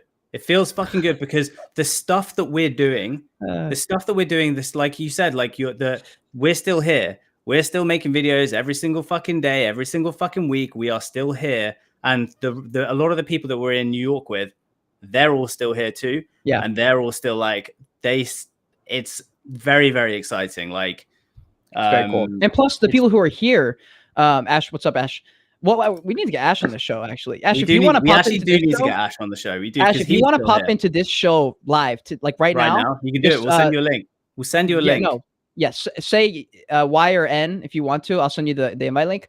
I was going to say, I don't know what I was going to say. Oh, yeah. So because we're in this small bubble and there's not that many of us left, the quality matters now. The quality really matters. I mean, the volume Yeah. always mattered, but the quality really matters now because there are opportunities that are happening right now where if you're in that bubble, if you're in that group, the right group chats, or if you're in like the, you know, the top 10 or top 15, whatever in your specific niche, you're getting the opportunities, and because there's not a whole lot of people to choose from now. So in my opinion, now is the time to really put the pedal down and really fix your shit and figure out your stuff. Like for me, I spent so much time reverse engineering everything in my head to see if there's opportunities there. And that's been like the reason I think I've been able to navigate this Web3 world so far. But like the way I set a lot of my things up is because I interact with so many companies and projects. A lot of them are pitching me, and I was like, okay, how can I turn them pitching me to me at the end of the conversation, locking them in as a client rather than me as a client? And a lot of the ways it's like through these offers, like I had with the website thing. A lot of my offers tie together, which I didn't realize was happening. And that's not even something the book taught me. It's just something my brain picked up on while I was reading the book. Was like, if I do a quick audit, or if, okay, Ashley's gonna come on to the next one. When I do a quick audit, right, I do a full review of their whole project. And most of the time they've got some issues on their website that I highlight. And I was like, man, I could bring to light some of those things and say, hey, I can fix those things. I'm your guy. I already did this for you. You already liked your video product that you got. You already worked with me. You figured out how I work. What about this? This is also a problem. I can fix this too. And I was like, well, I can get these returning customers to buying more and more things. And depending on the way I set up my funnel, depending on the way they find me, if I do like a quick little audit and I'm like, hey, this is something you should work out. Here's another thing you should work out. I can clock in like 2 or 3 different offers within that one little conversation. Yeah. And a lot of the times when they come to me with an offer, they're usually, the reason I say no is because their offer sucks or their website isn't intriguing or there's not enough reason for me to say I need to do this. It's just like, yeah, I guess I could do that, but it's more work for me to do that than not. Like I'm sacrificing more to make this happen than you are. And when that's the offer, when that's the thought process in my head from your pitch, that's not good. Like your pitch should not leave me thinking that's more work for me. Your pitch should within a minute or two be like, fuck me, I need this right now. Like hurry up and get to the offer. And once I figured that out, it really changed the game for me. I was going to say we could walk through one more of these funnels just because this is the main one. I feel like this would be interesting to my audience because this is where my brand was built on. So this is the one for the review. So if a company says, I want to do the Brilliant Honest review, this is the new funnel. So they click on this funnel and it opens up. So they have useless paid promos and shows from influencers over. They don't work. Projects over 100K aren't even minting out. I have personal fucking experience with this. L's on L's on L's on L's. Fuck all of you guys. Marketing must evolve. Here's what I can do to give you the best chance of minting out your collection or potentially save your project if things aren't going well, if both happen, right? This is the dream scenario. I help exposure. I help get your word out. I help bring to light all the things you're trying to save about the world. That's like the thing that's the ideal situation, right? And that's the dream. So within 2 senses, that's a visual example of what they can hope to get, right? And what you get a high quality video as an audit on my YouTube channel. You never know who is watching. A few weeks ago, a private investment firm saw my review video and decided to DM the team on Twitter to give them funding. This does happen. These are things like any kind of content you put out has this possibility. You can get a company like one of the projects I reviewed was Game of Silks, and I forgot about them after. I was gonna follow up because I really liked them, and they have mooned since then. That video got a ton of press. And is that the horse racing game? Yeah, dude. Yeah. And from that video, they had a couple big opportunities. And so that can happen, dude. And like I said earlier, I got my job in Web3 from a video that got 200 views. So you don't know who's watching. And because I aged up my content, they know, because I'm about to talk about it, they know that my audience is not 15-year-olds. They're an audience that has opportunities for them. There's YouTubers who watch my stuff. There's content creators. There's business owners. There's also DGens. I got a whole different layout of people who watch my stuff. So because of that, your options are exponential. So what I'm saying is new projects minting and projects I've already minted both can benefit. Did you know that the one way I became in space was video I got posted by 200 views, blah, blah, blah. For your current followers, they get a nicely packaged full breakdown of the project they're excited to already be a part of. For your new supporters, they get a nicely packaged full breakdown of the project that they're now very excited and informed about. For yourselves, the team, you get a full audit of what I think you're doing well on, what you could wish some work, or general marketing advice or sales advice on your website and funnels, which I will then offer my services and potentially upsell them. Since you're already knocking both marketing and information distribution for one review video, a common step would be for the CEO or founder to jump on a podcast or something, especially in times of inevitable FUD. You're going to wish you had some screen time so your community sees the human side of the leader. This I do believe. This is, yes, a selling pitch, but it's also a fact. If you're a project founder and you start getting flooded, but people don't really know who you are, they've only seen your tweets, they're not going to take your back here. They're not going to back you up because they don't know you.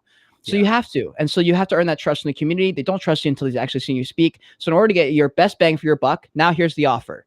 I have 3 options to choose from in regards to the YouTube video and the YouTube podcast. The elite package, YouTuber video review, TikTok review video, tag tweets, and a founder's podcast. So they know going in, they're getting a review and audit, not a promo, but they get all the benefits of having a promo without it being a promo. And they get the founder's podcast, which is going to keep them from having FUD and getting fucked over, because I just outlined why it's important to have a founder's podcast. And then I go down the funnel and here's the most bang for your buck. Then I go down in price and it starts to like slowly, you lose out. You don't get the founder's podcast and the intermediate package, because I do not want people to sign up for this one. I have no desire to sign people up for this, and even less desire to sign up for this. I only want them to do this one, right? And that's why it's at the top. And it's the most, it looks the best. Elite. It's like a good word. I chose very mediocre words. I chose intermediate, a very fucking neutral word. Boring as fuck. Nobody buys my intermediate package, by the way, fam. They always go for small or elite. Most of the time they go elite. So, dude, here. I mean, this. I don't know everything. I don't know anything.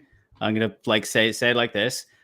But typically, when you give people 3 options, they typically will choose the middle option. Most of the time. Yeah. That's what I've read.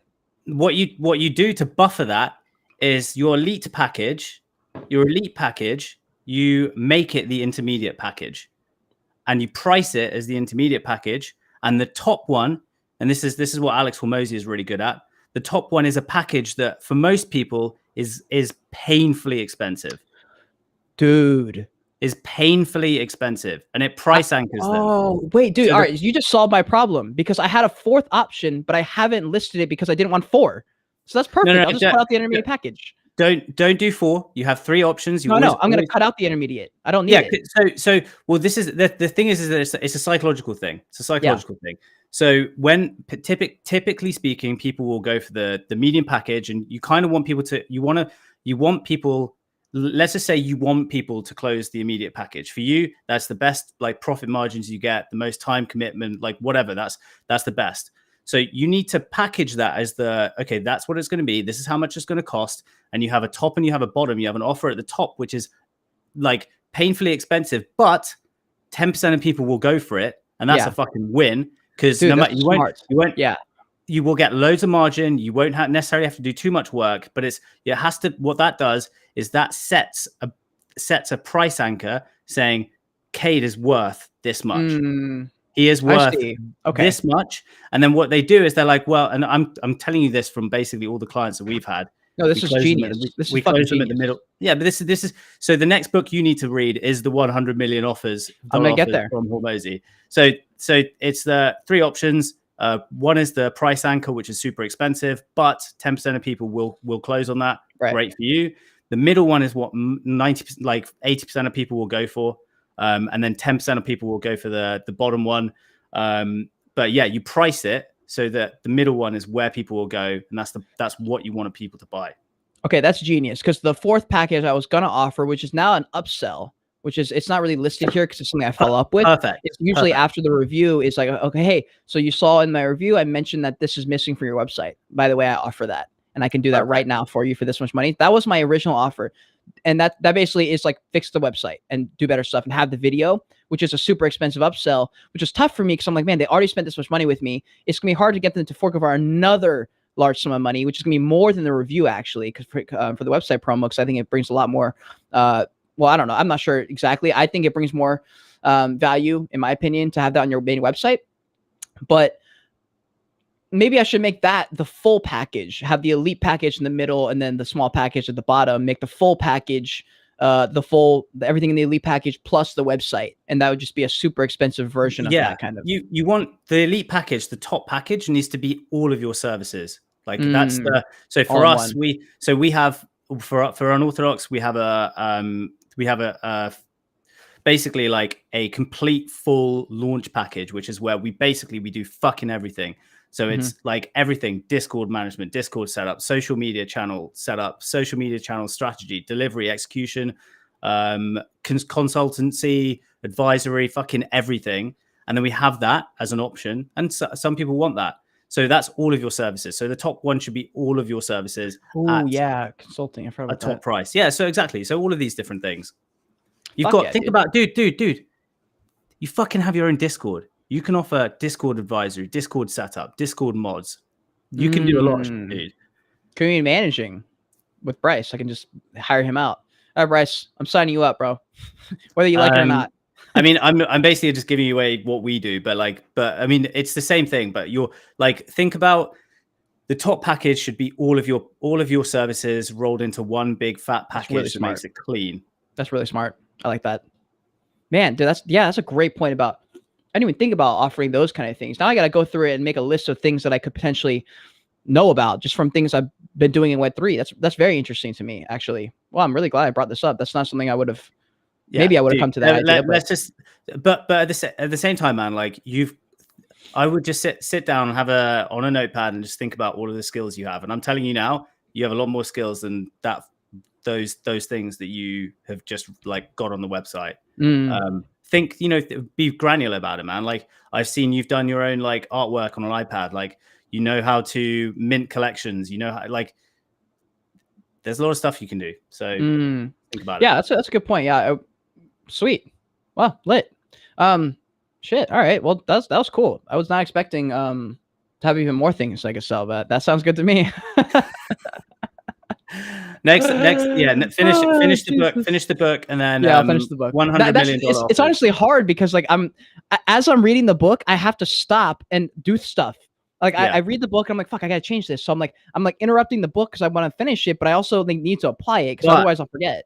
Dude, you are doing the thing that most 99% of people that read that book never fucking do, which is actually putting it into action. Yeah, actually fucking doing it. It's because of desperation. Dude. It's survival and desperation. That's why. Dude, but like you're in the right place at the right time. You're reading the right book at the right place at the right time. Yeah. But this is a really important example of like, you don't do the fucking Ty Lopez read a book a day bullshit, because you can't implement all of those things. You read a book for the skills that you need at the right time, at the right place. For you right now, the right book for the right skills that you need is this book. And you now get to implement them. You now get to implement them, which is sick. So now what will happen? This stuff will properly be embedded in your head, as opposed to most people who read that, they'll forget it tomorrow. Yeah.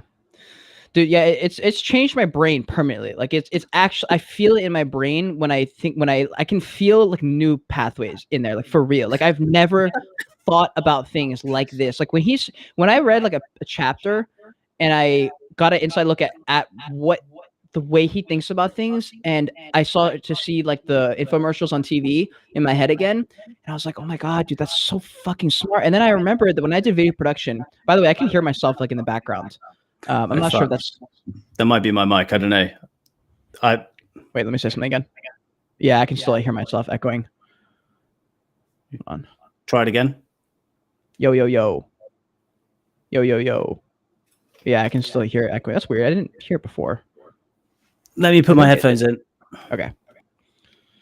Boys breaking out the AirPod Pros. Yeah, Evergreen, get this book, bro. But what else? Can you hear me now? Yeah, we good? Yeah, cool. So I was gonna say, when I got into video production and I started to do client videos and stuff like that, this is before YouTube. It was before I did like NFT YouTube. All the best ads were like, I remember buying a package deal, like basically what Russell Brunson sells, but for video production. It's like how to do video production, how to turn into a business. And it literally was just like copy the old infomercials. And I was like, why? They're on TV. They're like, they must not be working. They're like, why do you think they'd be running the same fucking ad for 30 years with no upgrades? Why would they not upgrade it? And I never thought about that question really until I read this book. And I was like, because it fucking brings in clients every day. It brings in more clients than it's losing money on TV, which TV is expensive to buy ad space on now. And I was like, fuck me. So people are just copying it, not paying the TV promotional like price that you got to pay to be on TV, and just running ads. And I was like, fuck. Wow. It's that easy, I guess. And like, that's where I think when those things click is when you start to cross that bridge to the point where now you're in the same boat with like the entrepreneurs who were like, yeah, it's so simple. You do this, have the idea, make the funnel, boom. And I was always like, yeah, but how? How the fuck does that work? And they are all, it's so simple. It's so easy. Just do this and that. You just gotta follow through. And now that that pathway's been opened up, I'm like, oh, this is relatively easy to replicate, actually. And so that's why we're talking about it, is because I think pretty much everyone in the audience can pretty much take a lot of stuff from that book. And then I think at least this will be one of our most helpful Joy's Kingdom Tea Time episodes too, because the way we broke down the businesses. Yeah, I think this is super, super useful for people, because like this is the truth is that the art and science of selling and marketing and advertising, it hasn't changed, and it never will change. It's have a fucking good product, have an incredibly valuable service. You find the people that are going to get value from that service, and you sell them something that when they use your service, they are like, holy fuck, that was a bargain. Yeah. And then they come back to you for more. So that's always been the same. But to be completely honest, like there's just a lot of people out there that just don't have it in them.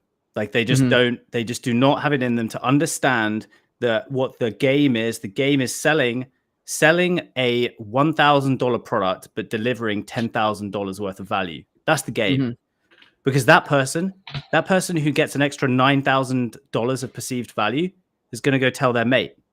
Exactly. That's actually something I offer for anyone who does my Brilliant reviews. I say, hey, if you bring me a new client, I'll give you this percentage back. I'll give you a percentage of like the revenue I make from that, because I never would have gotten that client anyway. And so many of my Brilliant reviews come from that. And I didn't really think to start telling them that until after. Like I never really like relied on it until I thought about it and was like, I should just offer this to them. And so I just like hit up all my, but it came from desperation, like I told you, in the sense that a lot of people read the book and don't do anything. For me, I was like, I love this business and I think it should work. And I was like, it shouldn't fold. And it was getting to a point where I was like, if I don't change something, it's gonna fold, because we're getting more and more dried up. And it got to a point where, you know, at the height of it, I was closing 4 or 5 a week, probably 3 to 5 a week, which was insane. But I was posting 3 videos a day anyway, so it didn't really matter. And then that dried up to a certain point. I think my worst month was 1, maybe 2 in the month, which is, you know, at that point I was like, it's my main hustle, but let's be honest here. It's turning into a side hustle at this point, because it's just not enough people. And so I was like, something's got to change. And like, it's got to change now. Because I work at the restaurant twice a week, but that's more for fun. It's good to have extra money, but that's more to get out of the house and make money at the same time. So I don't have to like spend extra time being social when I don't have that time.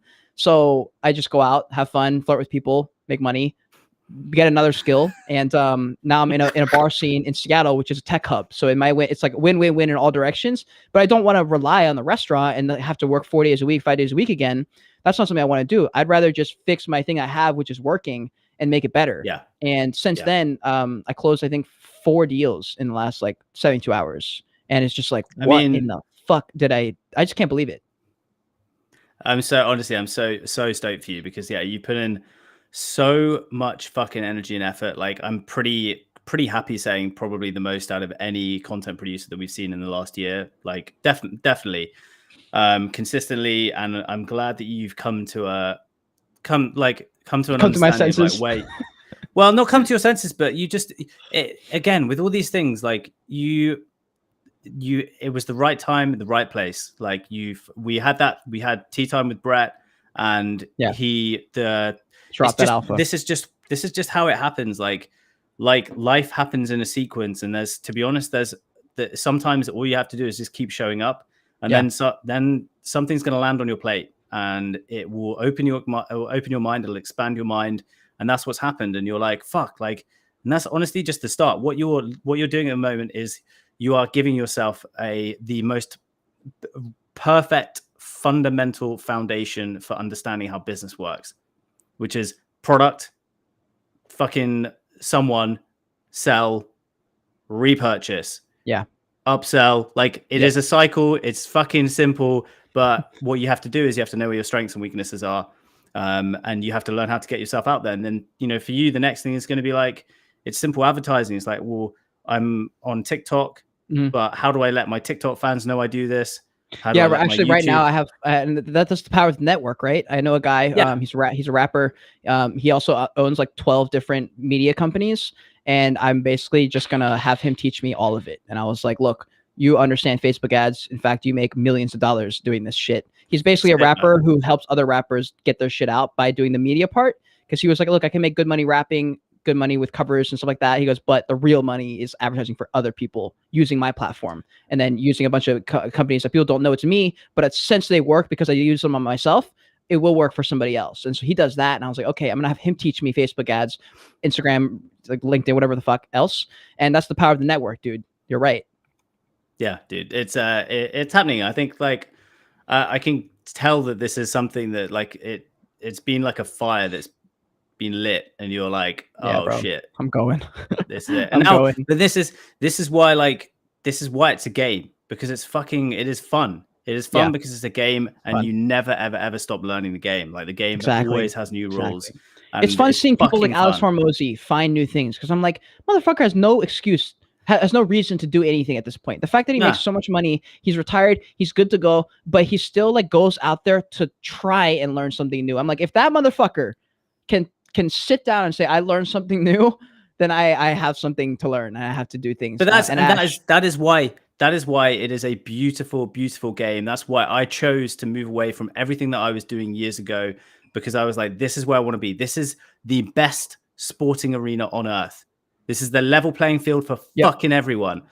And I want to test myself in that arena. That's what, there's no fucking like coincidence that the biggest sportsmen on earth, they go and they have unbelievable careers in business, because it's like, once their competitive stuff is gone, like off the field, you fucking look at Michael Jordan, Tom Brady, Kobe Bryant, like Tiger Woods, all of those guys like have had like unbelievable business endeavors, or were intent on having big business endeavors. It's because it's a game and it's fucking fun. And I really I don't know what it was, but I remember I really looked up to like Alex Becker when I was watching YouTube, because like he has the benefit of being able to say anything he wants, because he's got his own company. He's proven market. He's proven. He's like, I don't need you. I only need myself. And when I thought about it, and when Brett had said like, I don't make any content that's not has some kind of offer attached to it or some kind of reason, I thought about it and I was like, do I want to be a YouTuber? It's what I wanted to be my whole life. I worked my entire life to get to a point where I could do YouTube. The thing is, when you get to YouTube, and I found this out with AdSense, unless you're getting thousands and thousands and thousands of views, AdSense is shit, right? So it doesn't even matter. And I never got my money from YouTube anyway. So I don't like the idea of my money being controlled by an outside source that I can't always control, because people aren't in the NFT space. Less people see my video. I make even less money on ads. It's not helpful. And YouTube is like sort of in my control, but not all the way. What is in my control is creating a funnel that's so undeniable, and every time someone goes in to check out the website, 1 out of 5 people close on a deal. If I can do that and have a control way to make money and not rely on my YouTube, or, you know, I mean, the notorious thing of like influencers pumping their projects because that's the only way they can make money. That's not like, it's hard to respect someone if that's the only way they can make money, because you're like, what do you know? You just know how to like, you know marketing, but like not really. You just know how to post things and like benefit from it, which isn't really the same. And I wanted to be in those conversations with people who figured cool shit out and be able to like hold my own and contribute to the conversation. I can't do that. Kind of like how you said, like you can't contribute the way you want on YouTube until you've got something going on the business side. You can talk about these things. And it's the same shit. And it just made me excited for it. And Ash, yes, I do work at a restaurant twice a week right now. One to 2 times a week, usually twice a week. Cause, otherwise I'll go crazy in my apartment. It's so easy. Like we talked about this before. It's easy to fucking just spend all day, all night in our fucking like small little houses and not even doing anything either. You're not even being productive sometimes. Super fucking important to get out. So like, I think that's the best decision, especially in a new city as well. Like fucking best way. Fucking way. So, there's like 35 people on staff. Like I met tons of people, really, really nice. Amazing. Really fun. Yeah. I mean, yesterday I went and we smoked after, and it was lit, and it was really fun. Exactly. And that's like the social time. So anyways, just to cut, like to also add in on the YouTube thing. So and like you wanted to be a YouTuber. Like for me, I years ago, I also kind of like didn't want to be a YouTuber, but I always knew that I wanted to leverage YouTube for what I saw, which was an ability to get get to people, create stuff, have fun, meet new people, potentially people, get sponsored you know? by. Yeah, exactly. And the thing that's become very clear to me now, and it's become clear to me over the last like 6 months, is that content in general across all of the major platforms is extremely competitive nowadays. Yeah. You have to be putting out furiously good quality stuff that people want to see to get the explosive growth that you might see from certain people that all of a sudden come onto the scene and then they explode. They explode because they have a unique tone of voice, a unique difference in kind of like personality that people are like, oh, this person's different. This is why content creators have a bit of a shelf life. They've got about a 5 to 7 year kind of cycle where their audience basically gets bored of them. And I can see this with a whole load of the people that I even followed my favorite YouTubers, dude. Even my favorite YouTubers. After a year or two, I'm like, all right, I got everything I gotta like. Let me get exactly. Exactly. So the good thing is for us, that gives us an opportunity to reinvent ourselves. True. Every 5 years, we get to do it again in a different fucking way. And if you look at all of the a lot of the good YouTubers, that's what they're doing. They are going into a different niche. They are trying out different types of content. But the point is that it's really hard at the moment. And I think if you want to do the content game, you have to be. My biggest thing is like just focus on the quantity at the start, like Cade's doing, and that has done. And then it's like a time to start being like, okay, well, what am I really focusing on, and what am I really going to do and focus on? And yeah, it's paying off. It means people see what Cade does. People. Like, I want to be able to lead with example, you know, like if I have a business that's thriving and I can, and like this kind of content, like this, for example, this tea time episode, I'm stoked about. Even like, I don't know if it's going to get a lot of views or not, but like people can absolutely take something I just said and you said and be like, oh, fuck, that actually really helps me. And like that makes me even more excited because I'm like, okay, now the videos I put out have weight. You know, like not only is it if I do a review, it helps the team out and whatever, but like when I can start making content that's actually going to be helpful. And like sometimes I'll make a video and I'll convince myself it's helpful, but in reality, like it's probably just feeling my own ego kind of thing. I'm like, oh, this is such a good video, it's gonna help so many people. But I'm like, no, it's not. It's just like I just want to make the video, and I think I'm a sicko for it. It's like that's the main reason I'm making the video. But if I have a business, I'm like, okay, this absolutely any business person, if you have a business at least, and you're sharing things about business, it can help because you might just say something a certain way. And it might just click at someone who was just happened to pay attention at the same exact time. And then now you just change the trajectory of their entire business. And so I like the idea of doing that. And plus, like, I don't know, like if you only do YouTube, then it's like, I don't know, like unless you're like a Mr. Beast YouTuber, it's kind of hard because like, I don't know, there's like not that much to talk about. It's like if you did a podcast about podcasting, there's not that much to talk about it. Like, I mean, there's some tricks and there's some things you can like learn from an episode about podcasting, but you know, at the end of the day, it's pretty much just you have to put in the hours. Dude, it's simple for me. I use content as a tool to open up opportunities, conversations, people to get to know me, but it's always directed through, like Brett says, it's directed to eventually me doing something business related, whether it's offering a product or a service. That's the end goal. I have some businesses in my head that I want to create at some point in time, and that will come. But it'll come after I've built up an audience and I've done some stuff. But yeah, I just use it as a tool, and I think it's an important tool these days for people. You said it earlier, right? Like projects who lose some trust because their community just doesn't know who their founder is, just at a personal level. That's the biggest risk. You don't want to be the leader of a community where people just can't relate to you. Yeah, I agree. And that's like 90% of communities. So yeah, fix dude, it. Go talk to Cade. There was one last point I was going to make in the idea that how you said content creation is a very, very saturated market, and it's really hard to stand out, and it's really hard to succeed in that angle. And I agree. I think one of the things that really, really made me wake up to this was when Alex Schillenvillain and Thread Guy and all these guys started popping off, and I was like, wait a second, I can't compete with them. I can't win this game. I don't think I'm as much of a YouTuber as I thought I was, like in the sense that I don't care so much about the views. I care about what comes from the video in like a tangible sense. Like, and that's why the business makes sense for me. Cause I'm like, maybe that's what I've been interested in the whole time. I've been interested in the opportunities that come from the videos, because I've never cared if the video gets 100 views or not. Cause I've seen that the power of views doesn't make a difference. I've seen that a project with 200,000 followers can't mint out, and the floor is less than a project with 3,000 followers. It doesn't matter.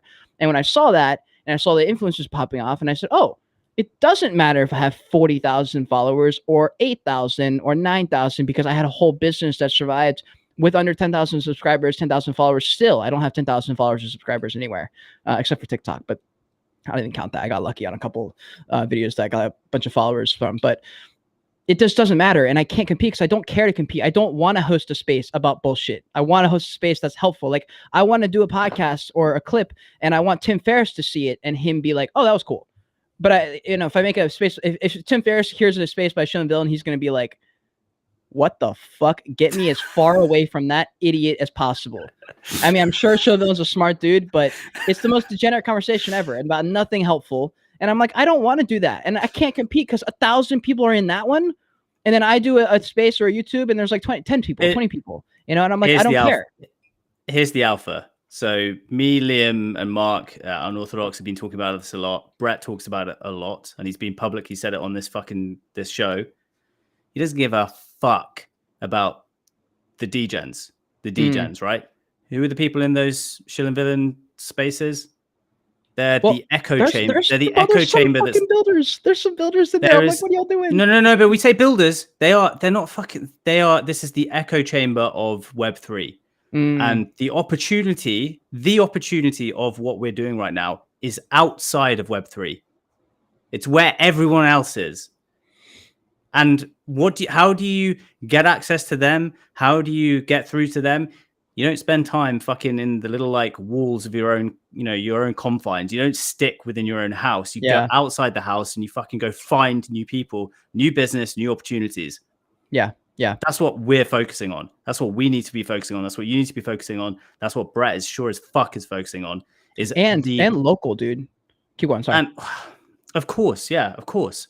Well, that's why I connected with X2Y2, because he's literally in London. It's like, exactly. I was like, this is going to be great for them. Like, he can literally come to the studio. Like, I'm excited to see that if that happens. Dude, like legit.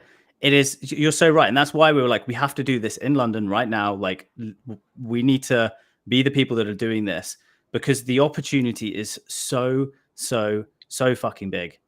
And the tidal wave of adoption is going to come, and it's going to happen fast, and it's going to be it's going to be scrappy, but you have to position yourself, because otherwise we'll miss out. If we go on those Twitter spaces and we just fucking spend all day on those spaces, in 6 months' time, when all of this shit's happening, when the mass adoption's happening, we will not be able to get our feet into the fucking door.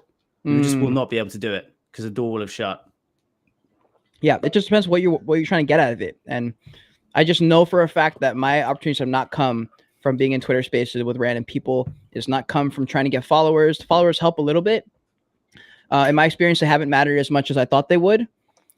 They do matter. Like, I've definitely been shunned or something, or like been not taken seriously because I don't have 100,000 followers. But it hasn't stopped me from making an online business. The fact that I made it full time, it still is full time. As far as like income, it's a full time job still, which is crazy. Even up until my worst month, it was still technically full time because it still covered everything I needed to pay for the month. And that was with not that many followers. That's why I made that tweet yesterday or the day before. I said, you don't need a lot of followers to make money. You don't need a lot of followers to move products. You don't need a lot of followers to sell things. You just don't need a lot of followers. You just need to solve a problem. It needs to be quality shit. And it needs to be, if you want to make money, it has to be an immediate problem that you can solve today.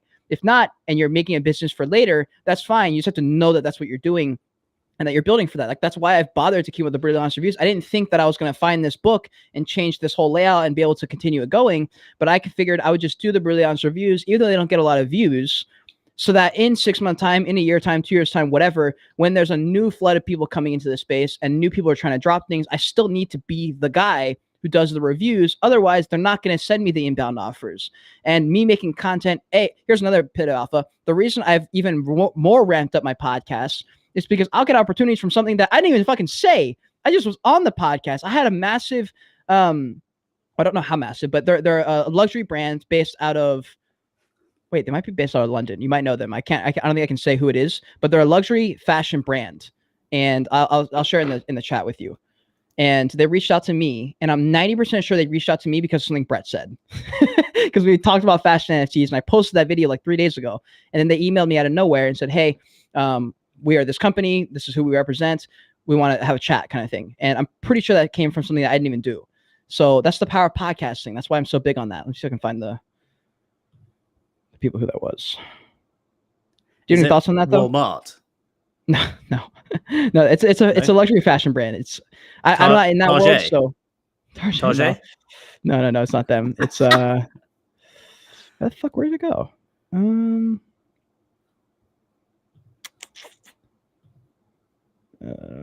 Hold on, I can find this. I can just Google it because I looked it up yesterday. All right. Oh, it's like Moose or something. Fuck. Not gonna lie, bro.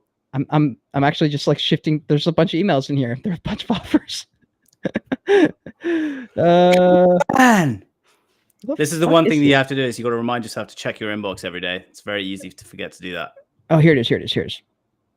God damn it! Oh no, this is it. Okay, all right, here we go. I'm gonna send this in the chat. So this is a private chat, by the way, for people who are watching. I'm just doing this because Blue Thomas. That's the person that I just sent you, and then she's the founder, and the company is called.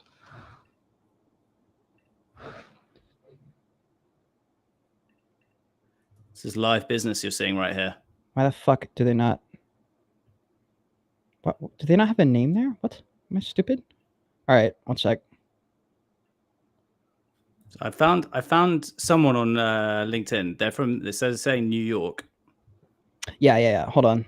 And I think I found a website. I'm gonna send it to you. I don't know why I can't figure out the company name that she. Oh, here it is. Got it. Okay. Hey! That's it. So I don't know too much about them. All I know is that like that connection came because of a podcast clip I put out, just us talking about fashion NFTs, and that brought an opportunity. And they have like a whole thing going, and they want to potentially maybe work together, right? So that's the power of podcast. Dude, please, like lock it in because this is like the website's sick.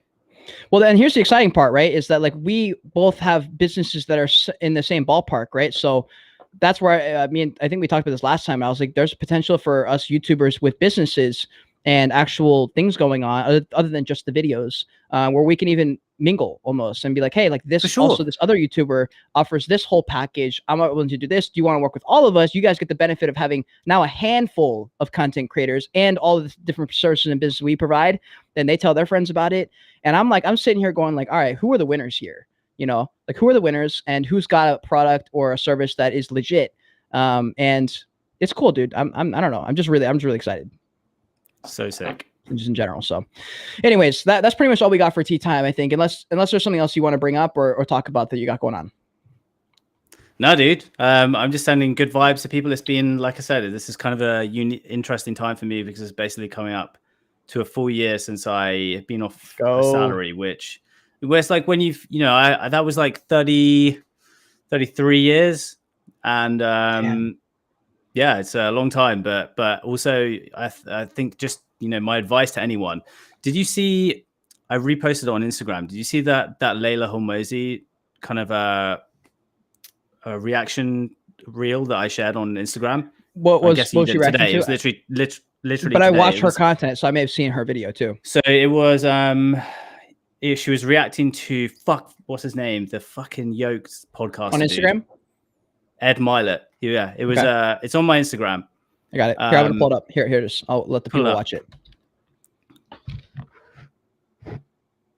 These crazy people who actually rule the world, who make all the change, that make all the money, they put themselves in environments constantly they know they're not ready for, and they're like, I'm going to get in the door, then I'll figure it out. Then I'll get in the door and I'll figure it out. That's a huge separator. Hell yeah, dude! I think that's so spot on. That's how I've lived my life since I was young. Like, do the thing, and you will figure it out along the way. People always ask, "What do you learn? What do you study?" I'm like, dude, I just go in there and I'll figure it out when I get there. That's literally what we're doing, bro. That's literally our life. These crazy people who actually rule the world. Also, yeah, dude, I knew you'd like that, but like that summarizes everything that we've talked about today. Is that you don't what Cade explained earlier, like he's reading a book and he doesn't know what he's doing. He's reading a book. He then goes and implements it. No, but it's like, that's the thing. It's like, you have a problem. Your problem is you need to make money, and your solution is, well, I need to upskill. So you've gone and got a resource and you've read the resource, but you're immediately applying that knowledge.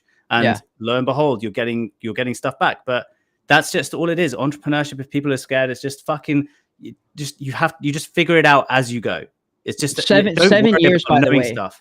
7 years of reading books and not doing anything, by the way. That was what I did. I've watched every single self-help video, and I've read every single book. I've read all of them.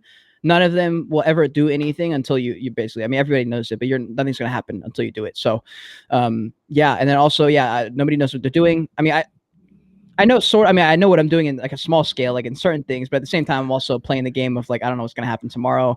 And we're all just sort of playing. So that's cool as fuck. But that's how everybody is. And plus I had a conversation with Cameron, the NFT, another YouTuber. He's from Australia, and he's like 27, I think, or 30. He's close to 30. And regardless, he was basically saying some of the things that we're talking about now. He basically was like, you're lucky that you're finding this shit out now. He's like, you're 24. He's like, you're so young to figure these things out. And some of the things that I compare myself to are with people who are 4 years ahead.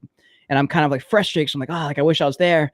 And then I think about it, I'm like, yeah, but they're 27. Like, of course they're there. They started when they were 22. It's maybe not as crazy for me to think that in 4 years, if I continue this stuff, I will be able to have that. And like all the things that I want that I'm always just thinking about, maybe can have that. And it is a future that's possible. It is happening. It's going to happen. It's not as if it's possible. It's a guarantee. You're doing this stuff. Like I wasn't doing this stuff when I was your age. Like so it happens. Like I look at Liam, for example. Liam's a great example of this. Like he has gained so many skills that he's now in a place where he can deploy all of them seamlessly every day. He knows he can problem solve so rapidly, and that takes time. It takes time. It takes experience, and like there's no secret. Like there's to be honest, I was thinking about this yesterday. I am very fortunate now that I am in a point in my life where most of my friends are in their early 30s, mid 30s. Now, all of a sudden, in the last like 2 years, like every one of my like close friends are just like leveling up. And it's like, but it's like their 20s really were for the just gaining experience, gaining perspective, meeting people, networking. And then now they're in their 30s, they can deploy everything that they now have in their head, and they can set a vision, and they know the path to get there. But it happens. It takes time. But now I'm seeing that. I'm like, fuck, it really is the case. For you, you're an anomaly because you're attacking this early. But all it means is that you're going to get there a little bit earlier than everyone else. God, I fucking hope so. Yeah, but then at the same time, and I'm going to be completely brutal about this. Like, I had so much fun in my 20s, and there are a lot of people who I think Sam Ovens is an example of this. They fucking go hard in their 20s. They sacrifice their entire like social life, everything to try and make it happen. They get to their 30s and they're like, fuck, I'm rich as piss. And I'm now old. Yeah. And all of my friends have grown up, and I've missed all of those things. This is why, like you're thinking about going traveling. This is the time for you to be doing that stuff. Yeah. And that's the one advice I would give you, is that do this kind of stuff, but do it in conjunction with in parallel to like the life stuff. Because I want to make money because like I like to use money. I love spending money. I love spending money, but I don't buy shit. If you go to my apartment, you're gonna be like embarrassed by the amount of stuff I don't own. Like my loft above me has a bed frame, not a bed frame, a fucking mattress, and that's literally it. I don't have stuff. But I would spend $1,000 to go fly somewhere and go meet people and do these things and put on an event. Like I want to do those things. That requires money though. But I'm not like, the reason I want money is to be able to do stuff that's cool. And like a lot of those are social things, and I want to be able to do those things. But in this period of time, I'd rather not do that in my 20s and struggle the whole time. I'd rather just like, I already struggle. So I'm like, I might as well just like try and build something where in my 30s, I can actually deploy the money, not do an event and then be broke for the next 9 months trying to catch up. I want to be able to do it and not be totally wiped out.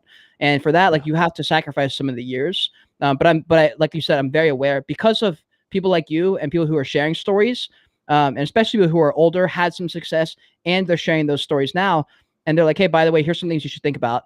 And so because of that, I have those things floating in my head, so I don't completely cut off all my friends, lose contact with my best friends from home. Like I still talk to them, because it is important. I don't want to get to the 30s at the top of the mountain and just be like, yeah, I knew it wasn't going to work. And like, now I'm here and it worked. And like, no, it's not even worth it.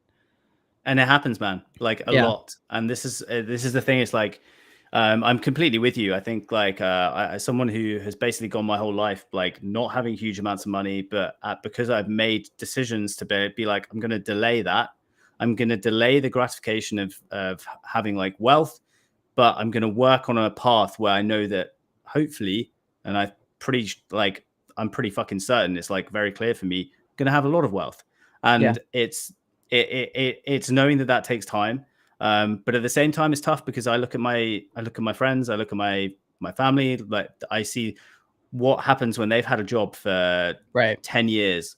And it's like the salaries that they're on, the houses that they own, the children that they have, the holidays they take, but at the same time, I know for sure they are not having as much fun as I am every day. Fuck. And you can bring opportunities. No. Like another reason I want to make money is I want Joy Age ambassadors. Like everything I talk about, all the things we've been talking about fighting your passions and putting in the work, like that's everything about the Joy Age Kingdom. That's everything my brand represents. It's just an extension of me.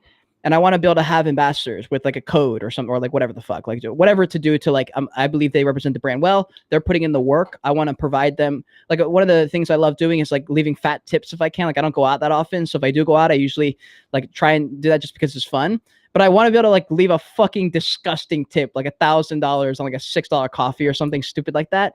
And in that sense, like that's what, when I have extra money, I want to do like naturally. So I'm like, if I could do that and give a content creator an opportunity now to go full time, and they have 3,000 followers because I think their content's really good, I think it's helpful, I like their brand, and I want to give them a chance and fund them for the next year or something. I want to be able to do that, like kind of private investing, just because, like not really trying to get anything out of it, but I'm like, look, he might blow up. I might pull a Gymshark here and build a massive company, and now Joy's Kingdom is everything because I hired a couple of kids and they blew up or something. And I want to be able to provide that. I want to be able to create jobs. Like I want to be able to bring Bryce on. Like Bryce is always stacking skills. He started out just as like a normal person. Then he helped in Discord and mod, and now he's involved in all these other communities. He's still staying engaged in the space, right? And as long as he keeps stacking skills, like I want to be able to provide opportunities when I can. And that stuff all requires time and money. And so I'm very motivated. The fire's under my ass. Like I'm going hard because like I want to be able to do that. I want to be able to fly people out. I want to be able to bring people onto the podcast in real life and be able to like fly them out, get them a nice hotel, and like do cool shit. All of it requires money. So I want to use the money though. I'm ready to fucking deploy. When I get an extra paycheck, like my first thought is like, how can I spend this to like launch myself even further? I'm like trying to hold myself back now because I need to like give myself some stability first and then be able to do those things. But yeah, that's where my head's at. What's up, Mikey G? What's up, Mikey G? Well, you're doing the right things and you're thinking about things in the right sequence. You're doing things. I think, you are an amazing example that people will look up to in time. And I'm sure do look up to currently, but like you're doing things very, very methodically, very strategically. And it just takes time, but that will fucking pay off, and it will pay off it will pay off faster than you think. And I say this a lot. I've said this before, like entrepreneurship is like a flywheel. A flywheel works by just gathering momentum, and then it picks up momentum to the point where it just keeps on going itself, keeps on going. So you have to put less and less energy in to keep it going, and it'll knock you out. And that's when you fucking fly to the moon. For the first few years, you just got to fucking just keep on putting energy towards that flywheel and not expect to be going on the overnight success. Hell yeah. And also for people who are in here at this point in the stream, we appreciate you a lot, especially if you've been here since the beginning. You are the exact types of people that we love. People who like us and people who are staying in streams like this rather than some bullshit in a Twitter space or something like that. So also, just in case something that we said stuck that you guys are interested in, if you guys go into the description, there's tons of opportunities, links, stuff that we got going on down there. If you like NFT art, I have my own NFT photography sets. Like I was saying, my goal is to bring value to people associated with me. And my Access Key NFTs are that. Tom's actually a holder. That's how we became originally connected before I found out he had YouTube. Those Access Key NFTs, there's very little of them. But for my biggest supporters, that's where they go, and they get into the private Discord. Eventually, I want to be able to do really cool shit with partnerships and whatever else I can think of. It's a token gated community. But right now, it's mainly an access key to show support to me. I know Tom's coming out with some stuff at some point related to art. I forget if I'm allowed to say that. Am I? No, the Summit Club is going to be launching and I would recommend people go and check out the website, follow the calls to action, and just try and understand what you think it is. But essentially what it is, like, I've been obsessed with personal development for 10-15 years. I've wanted to be the best at what I do essentially my whole life. I know that I've kind of got limits, whether that's like physically or psychologically or intelligently, whatever. I saw you in the gym, bro. It ain't physically. You saw me in the gym, but I'm gonna try and push and get the best out of myself. Hell yeah. And I know that I've got quite a lot of perspective when it comes to that. I've worked with some of the best. I've worked with the top 5 in the world, like personal development coach. He charges fucking lots of money. And I understand what it means to be able to, like, what you need to do to get yourself pushing forward in your life across all of these different endeavors.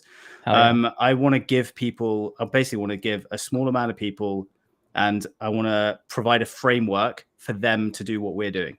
Yeah. Which is fucking accelerating their lives, and getting to their most elite version, whether that's spiritually, physically, emotionally, kind of business wise, professionally, all of those aspects. I have a framework, and I want people to give people the option. So if they want to come and join, Summit Club is going to be launching.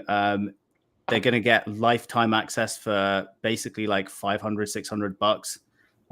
And yeah, we will be doing. And that's the way to invest in yourself and you.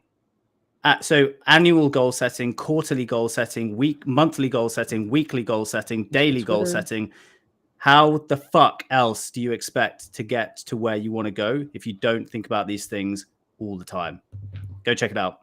Yeah, go check out the Twitter accounts. And then for people who are interested in my NFT access keys, I'm an actual photographer, so it's not like bullshit photography. This is the first OpenSea from Joy Age. So the floor is expensive for the access keys. I'm not gonna lie, the access keys are, I think, the cheapest they really go. I've seen some people take offers for 0.2, 0.3, but they're rarely listed for anything less than half an ETH. So like, here's some examples of some of the artwork. The one that's listed is actually the flagship NFT from that collection. It's like one of my favorite photos of all time. I actually showed it to a couple really hot girls from Louisiana yesterday at the bar, and they were impressed by it. Trying to get some NFT investors. Hey girl, have you checked out my floor price recently? Exactly. And then here's the prequel. This is the one that Tom's a part of. He's got one of the prequel NFTs. The floor is half an ETH for that one. And just like, here's some, they're all black and white photography, self-portraits. I took all these photos, or like 90% of them. A couple of them I had set up, and then I told someone to take the photo for me. After I just like lined it up. Here's the one that Tom owns, or I think. Are you Jack from Titanic?